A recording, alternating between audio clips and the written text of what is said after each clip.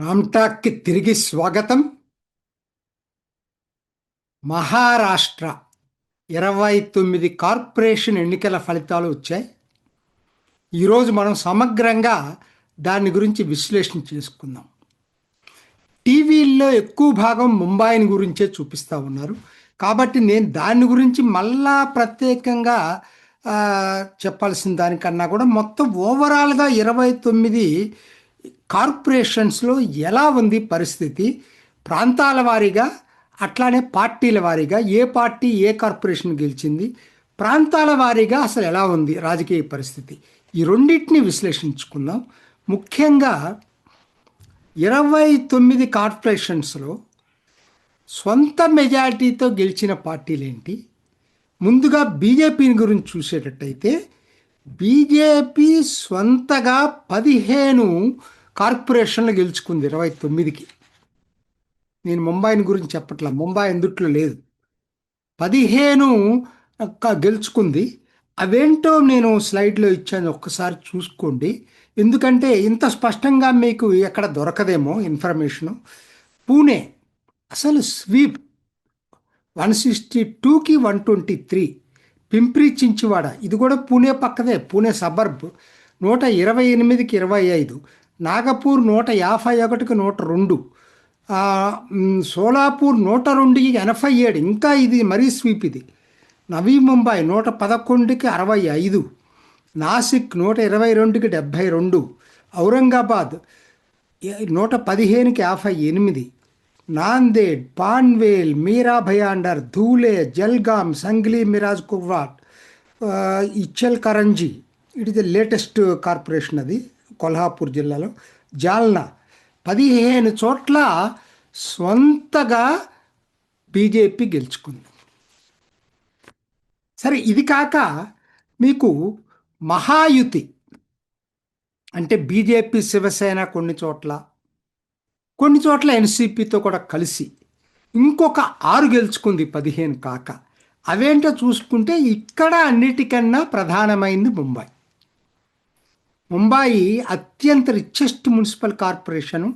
ఇప్పటికీ ఇన్నాళ్ళకి అది బీజేపీ మేయర్ రాబోతున్నాడు దానికి. థానే అది మొదటి నుంచి శివసేన కంచుకోట. ఇప్పుడు ఏక్నాథ్ షిండే, ఆ వారసత్వం ఏక్నాథ్ షిండేకి వచ్చింది. కాకపోతే పూర్తి మెజారిటీ రాలేదు. కాకపోతే బీజేపీ ఉంది కాబట్టి అసలు ఇబ్బంది లేదు. ఎవరికి వాళ్ళు ఇండివిజువల్గా పోటీ చేశారు అక్కడ.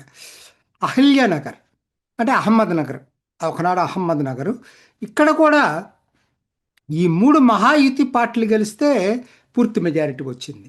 కళ్యాణ్ డోంబివిల్లి అసలు మిగతా పార్టీలకు ఓట్లు లేవు. శివసేన బీజేపీ ఇండివిజువల్గా పోటీ చేసాయి. ఇద్దరికి కలిపి 104 వచ్చినాయి. కాబట్టి ఎవరు వచ్చినా అది మహాయుతి కిందనే ఉంటుంది. ఉల్హాస్ నగర్, కొల్హాపూర్, సో ఇవన్నీ కూడా మహాయుతి గెలిచినటువంటి ఇవి. అంటే 15/6 21లో మహాయుతి పగా వేసింది.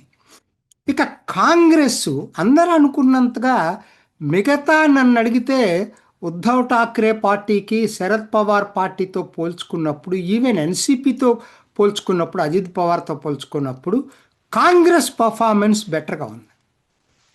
మేబీ వాళ్ళు కొన్ని అంటే ఎందుకు బెటర్గా ఉందంటున్నానంటే ఇది టీవీలో ఎక్కడ చెప్పట్లేదు. ప్రధానంగా సొంతగా ఒకటి గెలిచింది కార్పొరేషన్, లాతూర్ కార్పొరేషను 70కి 43తో గెలిచింది. 3 భాగస్వామి పార్టీలతో గెలిచింది. చంద్రపూర్ మన బోర్డర్లో ఉంటుంది, చంద్రపూర్ ఒకటి గెలిచింది. పర్బని అఫ్కోర్సు మెయిన్ పార్టీ అక్కడ ఉద్ధవ్ ఠాక్రే పార్టీ 24, కాంగ్రెస్కు 12, మొత్తం ఇద్దరు కలిపి మెజారిటీ వచ్చింది. భివాండి కాంగ్రెస్ శరద్ పవార్ కలిపి మెజారిటీ ఆల్మోస్ట్ వచ్చేసినట్టు అది. సో 4 గెలుచుకుంది కాంగ్రెస్ కానీ, కాంగ్రెస్ ప్లస్ కానీ. సో కాంగ్రెస్ అంటే మీరు అదవరకుతో పోల్చవద్దు. మొత్తం మీద మరి ఉన్న పార్టీల్లో మహాయుతి కానప్పుడు మిగతా పార్టీల్లో కాంగ్రెసే గుడ్డులో మెల్లగా ఉంది. ఇతర పార్టీలు చూసుకుంటే వసాయి విరార్లో పోయినసారి వీళ్ళే గెలిచారు, ఇప్పుడు వీళ్ళే గెలిచారు. బహుజన్ వికాస్ అగడే అని, ఇది ప్రాంతీయ కూటమి. ఇది అప్పటి నుంచి కూడా అట్లానే కొనసాగుతూ ఉంది. మాలేగాంలో చాలా తీవ్ర పరిణామం ఏంటంటే అసలు మెయిన్ స్ట్రీమ్ పార్టీస్ అన్నీ పోయినాయి. ఇస్లామిస్ట్ పార్టీ, దాని పేరే ఇస్లాం పార్టీ, దానికి మేజర్గా 35 వచ్చినాయి. దానికి తోడు మజ్లిస్ 20 వచ్చినాయి. ఈ రెండు కలిపితేనే ఆటోమేటిక్గా సమాజ్వాదీ పార్టీ కూడా దాంట్లోనే భాగస్వామ్యం కాబట్టి అది కూడా కలిపితే 58 వచ్చినాయి 84కి. అసలు మెయిన్ స్ట్రీమ్ పార్టీస్కి ఏం లేదు ఇక్కడ. కాంగ్రెస్ గుండు సున్నా. దాని గురించి ఇంకొక వీడియోలో నేను చెప్తా, దాని గురించి వివరంగా. ఈ అకోలా అమరావతిలో ఎవరికి మెజారిటీ రాలేదు. ఇదండి, ఇది కార్పొరేషన్ల వైజు ఈ వచ్చినటువంటి రిజల్ట్స్. ఇక ప్రాంతాల వారీగా చూద్దాం. ఇది కూడా ఇంపార్టెంట్. ఎందుకనంటే మీకు ఏంటో ఇవన్నీ 29 మొత్తం రాష్ట్రం మొత్తం మీద ఉంటాయి కదా, ట్రెండ్స్ ఎలా ఉన్నాయి ఒక్కో ప్రాంతంలో అని చూసుకున్నప్పుడు అన్నిటికన్నా పెద్ద అర్బన్ ప్రాంతం ఏదంటే ముంబై మెట్రోపాలిటన్ రీజియన్. ఎందుకంటే 9 ఉన్నాయి ఇక్కడ నగరాలు, కార్పొరేషన్లు. ముంబై, థానే, నవీ ముంబై, కళ్యాణ్, దుంబివిల్లి, పాన్వెల్, ఉల్వాస్ నగర్, మీరా భయాండర్, భివాండి, నిజాంపూర్, వసాయి, విరార్. ఈ అన్నిట్లో ఒక్కటి తప్పితే, భివాండి, నిజాంపూర్ తప్పితే, కోర్స్ అక్కడ డెమోగ్రఫీస్ వేరుగా ఉన్నాయి కాబట్టి అక్కడ వస్తుందని ఊహించిందే. అది తప్పితే మిగతా అన్నీ అంటే కోర్స్ వసాయి, విరార్, బీవీఏ ప్రాంతీయ కూటమి, ఈ రెండు తప్పితే మిగతా 7 ఇంపార్టెంట్ నగరాలన్నీ కూడా బీజేపీ దాని మిత్రపక్షాలు కైవసం చేసుకున్నాయి. ప్రధానంగా బీజేపీ, శివసేన, అక్కడక్కడ ఎన్సీపీ కనపడుతుంది. ఇది 9 అన్నమాట. ఇవి ఉత్తర మహారాష్ట్ర, ఆ పైకి బాంబే పైకి ఉన్నటువంటి ఏరియాలో 5 ఉన్నాయి కార్పొరేషన్లు. 5ట్లో ఇందాకనే చెప్పాను కదా మాలేగావ్ను గురించి. మాలేగావ్ను పక్కన పెట్టేసేసి, ఎందుకంటే అక్కడ దాదాపు 90%, 75% మంది ముస్లిమ్స్ జనాభా. అక్కడ బీజేపీకి వస్తుందని నేను అనుకోను. మిగతా 4 కూడా బీజేపీ గెలుచుకొచ్చింది.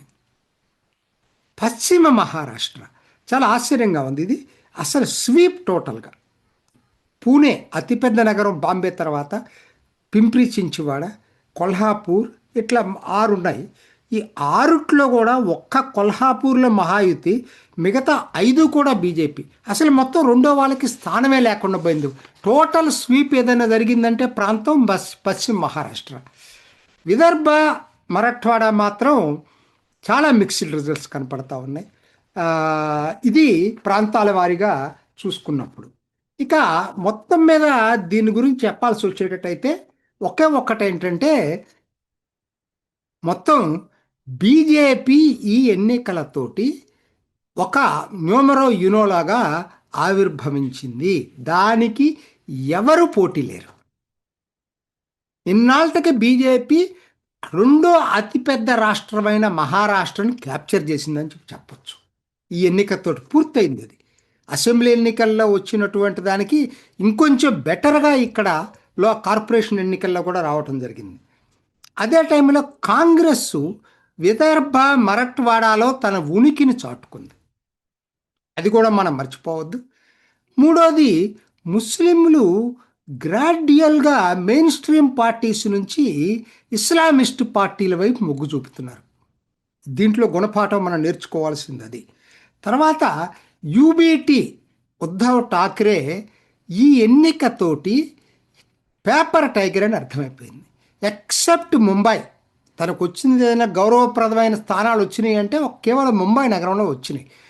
ముంబై తప్పితే పర్బనిలో ఏదో వచ్చింది, కానీ అది ఐసోలేటెడ్ ఎక్కడో మరాఠ్వాడాలో.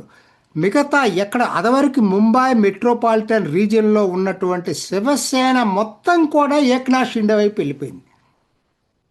ఇందాక నేను చూపించాను ప్రాంతాల వారీగా. అక్కడ బీజేపీ, శివసేన, అది ఏదైనా కావచ్చు, అది థానే కావచ్చు, నవీ ముంబై కావచ్చు, కళ్యాణ్ డోంబివిల్లి కావచ్చు, ఉల్హాస్ నగర్ కావచ్చు, ఎక్కడా కూడా అసలు శరద్ పవార్ మాటే లేదు. అంటే ఈ ఎన్నికతోటి ఏమైపోయిందంటే ఉద్ధవ్ ఠాక్రే ఉత్సవ విగ్రహం అయిపోయాడు. రెండోది, శరద్ పవార్ అనేది అసలు మహారాష్ట్రలో ఉనికి లేకుండా పోయింది.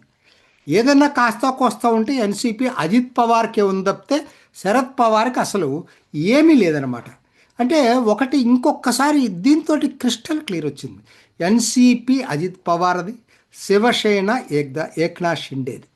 కోర్స్ ఎంఎన్ఎస్ అనేది ఆ రాజ్ ఠాక్రే లైబిలిటీ తప్పితే అసెట్ కాలేదు యూబీటీకి.